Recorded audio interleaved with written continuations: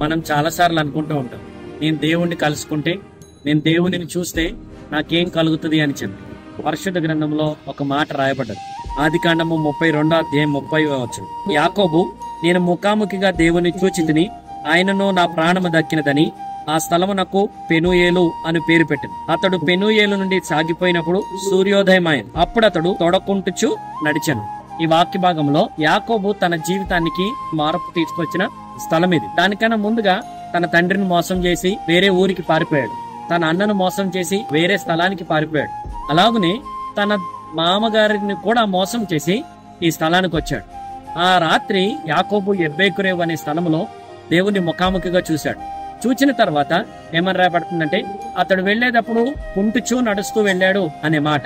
అంటే అప్పటి వరకు యాకోబు తన జ్ఞానం చొప్పున, తన ఆలోచన చొప్పున, తన తెలివి చొప్పున అనేక మందిని మోసం చేయగలిగాడు. ఎప్పుడైతే దేవుణ్ణి ముఖాముఖిగా చూశాడో, దేవుణ్ణి కలుసుకున్నాడో, ఆ దినము నుంచి తన జీవితంలో ఎప్పుడు కూడా యాకోబు ఇంకెవరిని కూడా మోసం చేయలేదు. తను ఎక్కడికి వెళ్తే తను ఆశీర్వాదకరంగా ఉన్నాడు. ఈ అధ్యాయంలోనే దేవుడు ఏమంటాడంటే, ఇక నుంచి నీ పేరు యాకోబు అనబడదు, ఇశ్రాయేలు. ఇశ్రాయేలు అనగా ఆశీర్వదించబడినవాడు.